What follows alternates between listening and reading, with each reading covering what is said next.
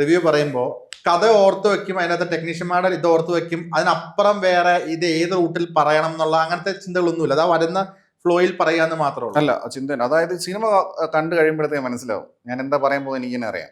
പക്ഷെ അത് എങ്ങനെ പറയുന്നുള്ളത്, how will it be delivered എന്നുള്ളത് ഞാൻ ആ സമയത്ത് ആലോചിക്കുന്നില്ല. പക്ഷെ എങ്ങനെ പറയണം എന്നുള്ളത് എനിക്കറിയാം. അത് ഓരോ സിനിമ കാണുമ്പോഴും നമുക്ക് കിട്ടും, ഒരു മൂഡ് കിട്ടും പറയാനുള്ള, ഉള്ളിൽ നിന്ന് വരും. അതെ അതെ അതെ അതെ. ഈ ചില വാക്കുകളൊക്കെ ഉണ്ട്, അയ്യോ എന്ന് പറഞ്ഞ അയ്യോ പറഞ്ഞ വാക്കുകളൊക്കെ ഉണ്ട്, പിന്നെ വയ്യ, അതെ. ഇതൊക്കെ കേൾക്കുമ്പോൾ തന്നെ നമുക്കറിയാവോ അതിതാണ്. ഇപ്പൊ അശ്വന്ത് അത് പറഞ്ഞു കഴിഞ്ഞാൽ അപ്പൊ ആ പടത്തിന് നമുക്കൊരു ഐഡിയ കിട്ടും. ഇതൊക്കെ ഓർഗാനിക്കലി വന്ന അതോ ചില വാക്കുകൾ അങ്ങനത്തെ പ്ലാനിങ്ങൾ ഒന്നും ഇല്ലാത്തൊരു വ്യക്തിയാണ്? പ്ലാനിങ് ഒന്നുമില്ല. ഞാൻ റിയൽ ലൈഫിൽ അങ്ങനെ സംസാരിക്കുന്ന ആളാണ്. അയ്യേ എന്ന് പറഞ്ഞിട്ട് നമ്മൾ സംസാരിക്കില്ലേ സാധാരണ. അപ്പോൾ അതങ്ങനെ സംസാരിച്ച് അതെൻ്റെ ഒരു സ്റ്റൈലാണ്. പിന്നെ ഞാൻ വന്നൊരു സ്കൂൾ അങ്ങനെയാണ്, അതായത് സ്കൂൾ തന്നെ സോഷ്യൽ മീഡിയ സ്കൂൾ അങ്ങനെയാണ്. ഞാൻ കുറേ വർഷമായിട്ട് ഇതിലുള്ള ആളാണല്ലോ, ഫേസ്ബുക്കിലൊക്കെ ഉള്ള ആളാണല്ലോ. അതെ, FFC തൊട്ടുള്ള. അപ്പോൾ എനിക്ക് ആ ഒരു കൾച്ചർ എനിക്കുണ്ട്. അപ്പോൾ സ്വാഭാവികമായിട്ടും എനിക്ക് ആ ഫ്ലോ വരും. ഐ മീൻ ഡിക്ഷൻസ് യൂസ് ചെയ്യുന്നില്ല, വേർഡ്സ് യൂസ് ചെയ്യുന്നില്ല, ഞാൻ ഭയങ്കരമായിട്ട് അതിൽ തന്നെയുള്ള ആളല്ലേ, അതിൽ നിന്ന് വന്നിട്ടുള്ള ആളല്ലേ, അപ്പോൾ എനിക്കത് കിട്ടും. ഓക്കെ. ഈ FFC എന്ന് പറയുമ്പോൾ ഒരു കാര്യം ഓർക്കണം, ഈ FFC ഇപ്പൊ റിഗ്രറ്റ് ഉണ്ടോ? ഇല്ലല്ല, റിഗ്രറ്റ് ഒന്നുമില്ല. കാരണം നമ്മൾ ഓരോ സമയത്ത് ശരിയെന്ന് തോന്നുന്ന കാര്യങ്ങൾ ചെയ്യുന്നത്, പിന്നീട് റിഗ്രറ്റ് അടിച്ചിട്ട് കാര്യമില്ല. പക്ഷെ ഞാൻ ഏതോ ഒരു ഇതിൽ ഞാൻ ചോദിച്ചിരുന്നു, അല്ല ഏതാ എനിക്ക് മറ്റേ 24 ജനകീയ കൂടുതലാണെന്ന് തോന്നുന്നു, ഇതേ ചോദ്യം ആഷ്മി ചോദിച്ചിരുന്നു. റിഗ്രറ്റ് എന്ന് വെച്ച് കഴിഞ്ഞാൽ ഞാൻ അന്ന് അങ്ങനെ അത് ഓപ്പൺ ചെയ്തതിൽ റിഗ്രറ്റ് ഇല്ല. പക്ഷെ അങ്ങനെയൊക്കെ സംഭവിച്ചു, അങ്ങനെ ഒരു കൾച്ചർ ഉണ്ടായി, അതാണ് സംഭവിച്ചു പോയത്. അതിൽ ഇനിയിപ്പോൾ റിഗ്രറ്റ് വെച്ചിട്ട് കാര്യമില്ല. ഇന്നും മമ്മൂക്കയുടെ സൂര്യമാനസത്തിലെ ഫോട്ടോ വെച്ച് ഇന്നും ആ പേരുകളിൽ ഇന്നും സ്റ്റിക്കേഴ്സുകളുണ്ട്, ലാലേട്ടന്റെ സ്റ്റിക്കേഴ്സുകളൊക്കെ ഉണ്ട്. അപ്പം ഇതൊക്കെ ഇത്രയും അങ്ങ് കോമൺ ആയി വരുന്നൊന്നും അന്നൊന്നും അങ്ങനത്തെ ചിന്തകളൊന്നുമില്ല. അന്നത്തെ ഒരു ഓളത്തിന് അങ്ങ് തുടങ്ങുന്നു. അതെ, ഓളത്തിന് അത് നമ്മൾ അറിയുന്നില്ലല്ലോ, ഫ്യൂച്ചർ നമുക്ക് പ്രൊഡിക്റ്റ് ചെയ്യാൻ പറ്റില്ലല്ലോ. അപ്പം അന്നറിയില്ലല്ലോ ഇതിങ്ങനെ ഇത്രയും വലിയൊരു പോപ്പ് കൾച്ചറായി മാറുന്നുള്ള അറിയില്ലല്ലോ. ഇത് പിന്നെ ഒന്നാമത് ഞാൻ ഒരു സംഭവം തുടങ്ങിയതല്ലാതെ ഇതൊക്കെ ആട്രിബ്യൂട്ട് ചെയ്ത് ഇതൊക്കെ ഇങ്ങനെ ഡിസിമിനേറ്റ് ചെയ്തതെന്ന് വെച്ച് കഴിഞ്ഞാൽ ആ സമയത്തുള്ള ഒരു +2 അല്ലെങ്കിൽ കോളേജിൽ പഠിക്കുന്ന പിള്ളേരാണ്. അവർക്കെല്ലാം ഇപ്പം 10-30 വയസ്സ് കഴിഞ്ഞ് കല്യാണം കഴിഞ്ഞ് പ്രാരാബ്ധമായി. അവരൊന്നും അല്ല ഇപ്പോൾ ഇത് യൂസ് ചെയ്യുന്നത്. അവരൊന്നും ഫാൻ ഫൈറ്റും ഇല്ല, ഒരു പരിപാടിയില്ല, ഫേസ്ബുക്കിന് യൂസ് ചെയ്യുന്നില്ല. അവർക്കെല്ലാം 10-35 വയസ്സായി. ഇപ്പോഴത്തെ പിള്ളേരാണ്, ജെൻസി പിള്ളേർ ഇത് കണ്ടിന്യൂ ചെയ്യാം ഇൻസ്റ്റയിലും അവിടെ ഇവിടെയൊക്കെ. ഇവർക്ക് അറിയില്ല ഇതെങ്ങനെ, ഇതിൻ്റെ ഒറിജിനും ഇതെങ്ങനെ വന്നതെന്ന് എവിടെയാണെന്നും FFC ഒന്നും അറിയില്ല. അതുകൊണ്ട് തന്നെ ഇപ്പം ഞാനിപ്പോൾ യൂട്യൂബിൽ ചില those kind of words use ചെയ്യുന്ന സമയത്ത് ഇവർക്ക് അറിയില്ല ഇത് എവിടെ നിന്ന് വന്നതെന്ന്. ഇവർ വിചാരിക്കുന്നത് ഞാനിപ്പോൾ എന്തോ കണ്ടുപിടിച്ച് പറഞ്ഞതാണ്. ഇത് ഓൾറെഡി ഉള്ളതാണ്, എക്സിസ്റ്റിംഗ് വേർഡ്സ് തന്നെ ഉപയോഗിക്കുന്നത്. അല്ല ഞാനായിട്ട് കോയിൻ ചെയ്ത വേർഡ്സും അങ്ങനെയൊന്നുമില്ല. അത് പഴയ ആൾക്കാർക്ക് എൻ്റെ റിവ്യൂ ആണ് മനസ്സിലാവും. ഞാൻ പിന്നെ ഫേസ്ബുക്കിൽ ഇപ്പം അങ്ങനെ റിവ്യൂ ഇടാറില്ല. യൂട്യൂബ് മാത്രമേ ഫോക്കസ് ചെയ്യുന്നത്. അശ്വന്ത് തന്നെയാണ് ഹാൻഡിൽ ചെയ്യുന്നത്? എൻ്റെ ഇൻസ്റ്റയിൽ ഞാൻ എൻ്റെ ഫോട്ടോസ് മാത്രമേ ഇടാറുള്ളൂ. അശ്വന്ത് തന്നെയാണ് അത് ഹാൻഡിൽ ചെയ്യാൻ മാത്രമൊന്നുമില്ല, ഞാൻ വല്ലപ്പോഴും ഫോട്ടോ എടുത്തിടും, അത്രേ ഉള്ളൂ. റീൽസ് ചെയ്യാറില്ല. മെസ്സേജസ് ഒക്കെ വായിക്കാറുണ്ടോ? അതിൽ തന്നെ മെസ്സേജസ്, ഹിഡൻ മെസ്സേജസ് ഇടയ്ക്ക് എടുത്ത് വായിച്ചു, ഫുള്ള് തെറിയായിരിക്കും. പിന്നെ അതിൽ ഏതെങ്കിലും ഒന്നെങ്ങനെ ഉണ്ടാവും ജെന്യൂൻ ആയിട്ടുള്ളൊരു മെസ്സേജ്, നമ്മളെന്തെങ്കിലും കാര്യം പറഞ്ഞിട്ടല്ല, കൂടുതലും തെറിയാണ്. മറുപടി നമുക്കില്ലല്ലോ. എന്ത് മറുപടി? ഇവർ വിളിക്കുന്ന തെറിയൊക്കെ മിക്കതും ഞാൻ കണ്ടുപിടിച്ചത്, എന്നിട്ട് അവരെന്നെ തന്നെ വിളിക്കുക. സൃഷ്ടാവിനെയാണ്. ഒരു സിനിമ ഇറങ്ങുന്നു, അതിന്റെ റിവ്യൂ ഇടുന്നു, 2 ദിവസത്തിന് ശേഷം അത് ഡിലീറ്റ് ആക്കും സിനിമയാണ്. അപ്പം അത് എന്തുകൊണ്ട് ഡിലീറ്റ് ആക്കി എന്നുള്ള അതിൽ നിന്ന് കേട്ട ഒരു കഥ, എനിക്കൊരു കഥ അറിയാം. ഒറിജിനൽ വേർഷൻ ഞാൻ പറഞ്ഞുതരാം. അത് ഞാൻ കേട്ട കഥ എന്തോ ആയിക്കോട്ടെ. ഒറിജിനൽ വേർഷൻ എന്താണ്? ഒറിജിനൽ വേർഷൻ ഇയാളെ പിന്നെ എന്നെ ഭീഷണിപ്പെടുത്തി, വധഭീഷണി, അയാൾ പറഞ്ഞ വാക്കുകൾ നമ്മുടെ പറയാൻ പറ്റില്ല.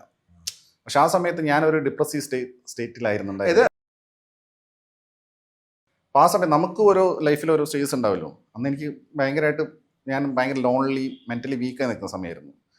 അപ്പോൾ ഇയാൾ എന്നെ കൊല്ലുന്നു, ഇയാൾ പറഞ്ഞ കാര്യങ്ങൾ ചെയ്യുന്നു വെച്ചിട്ടൊന്നുമല്ല. ഇയാൾ പറഞ്ഞത് ഞാനിത് ഇപ്പം 5-6 ആൾക്കാരായിട്ട് ഇപ്പം അങ്ങോട്ട് വരുവാണ്, കോഴിക്കോടേക്ക് വരുവാണ്. ഇവിടെ വന്നിട്ട് വിളിച്ചത്? വന്നിട്ടൊന്നുമല്ല, അയാൾ കൊച്ചിയിൽ നിന്ന് വിളിച്ചത്. അയാൾ വരുന്ന പറഞ്ഞത്.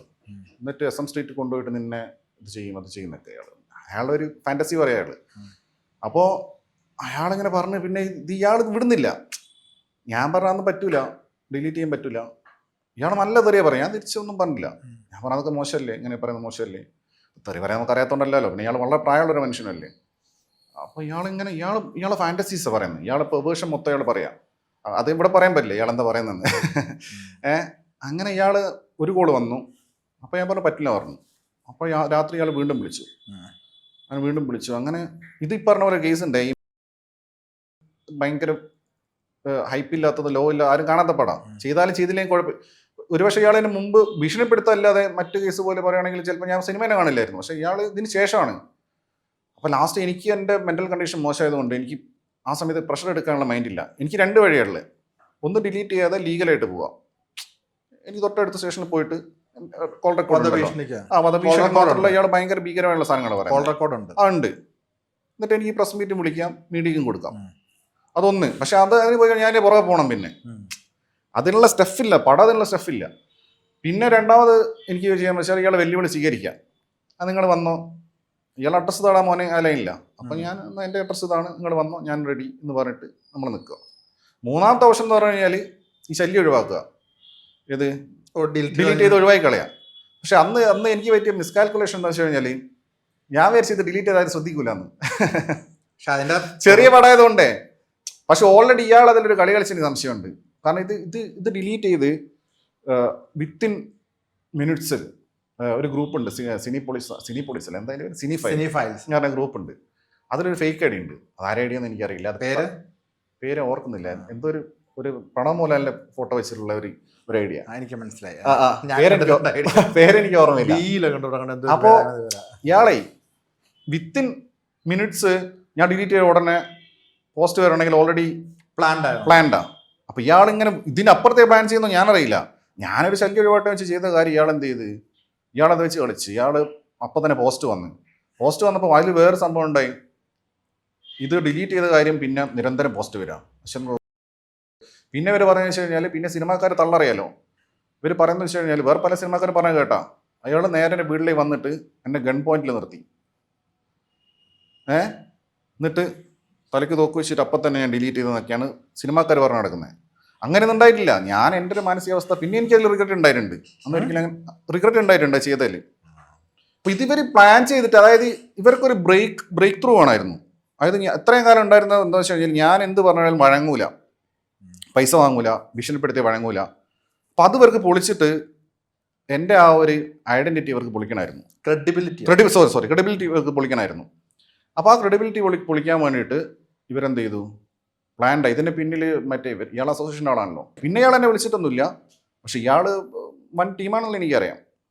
പഴയ എന്തൊക്കെയോ വൻ കേസസുള്ള ആളാണ്. അപ്പോൾ ഇത് കേട്ടിട്ട് ഇയാൾ എന്നെ അടുത്ത് വീണ്ടും എന്നെ വിളിക്കുമോ എനിക്കറിയില്ല, ഇന്റർവ്യൂ കണ്ടിട്ട്. ഇപ്പൊ അത് പറയാനുള്ള ഒരു ഇത് പ്രചോദനം വന്നത് പ്രചോദനത്തിനല്ല, നമ്മൾ ഓരോ മൂഡല്ലേ. ഇതേ ക്വസ്റ്റ്യൻ മുമ്പും പലരും ചോദിച്ചിട്ടുണ്ട്. ബൈജു എന്നാരും ഇന്റർവ്യൂവിലാണ് ചോദിച്ചിട്ടുണ്ട്, അല്ലെങ്കിൽ ഞാൻ പറഞ്ഞിട്ടുണ്ട്. അതൊരു വാക്കിൻ ഇന്റർവ്യൂ ആയിട്ട് ഇത്ര വിശദമായി പറയാൻ പറ്റിയില്ല. അപ്പം ഇയാളിനി നാളെ ആളെയും കൂട്ടി വരുമെന്ന് എനിക്കറിയില്ല. അപ്പോൾ ഇതെന്താ വെച്ച് കഴിഞ്ഞാൽ ഓരോ പിന്നെ നമുക്കൊരോ മൂഡല്ലേ. പക്ഷെ അത് ഞാൻ ഇതുവരെ യൂസ് ചെയ്യുന്നുള്ള അറിഞ്ഞില്ല. മനസ്സിലായോ?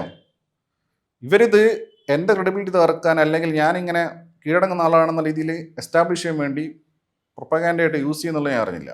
ഞാൻ വിചാരിച്ചു ഇയാൾക്ക് ഒരു മാനസിക പ്രശ്നം ഉണ്ടായി പടത്തെക്കുറിച്ച് അങ്ങനെ പറഞ്ഞാൽ. അപ്പം അത് ഞാൻ പറഞ്ഞില്ലേ, ഓൾറെഡി ഞാൻ പറഞ്ഞല്ലോ, ഇത് ഡിലീറ്റ് ചെയ്ത് ആരും അറിയില്ലെന്ന് വിചാരിച്ചേ. കാരണം എന്നെ എത്ര ആൾക്കാർ ഫോളോ ചെയ്യുന്നുണ്ടെങ്കിലും ഒരു സംഭവം ഡിലീറ്റായി എന്നേ വിചാരിച്ചുള്ളൂ. അപ്പോൾ ഇനിയിപ്പോൾ ടെക്നിക്കലി ഡിലീറ്റ് ആവുമല്ലോ, കോപ്പിറൈറ്റ് വന്നിട്ട് ഡിലീറ്റ് ആവുമല്ലോ. അത് ആൾക്കാർ അങ്ങനെ എടുത്തോട്ടെ ഞാൻ വിചാരിച്ചാ. നോക്കും ഇവർ തന്നെ പറഞ്ഞു, തോക്കിൻ്റെ മുമ്പിൽ നിർത്തിയിട്ട് ഡിലീറ്റ് ചെയ്യിപ്പിച്ച ഇവർ തന്നെ പറഞ്ഞു പാട്ടാക്കി. അപ്പോൾ ആൾക്കാർക്ക് മനസ്സിലായി ഡിലീറ്റ് ചെയ്താണെന്ന്. അപ്പം അത് കഴിഞ്ഞ കാര്യം. പിന്നെ അതിന് ശേഷം പുള്ളി പടം ചെയ്തിട്ടില്ല.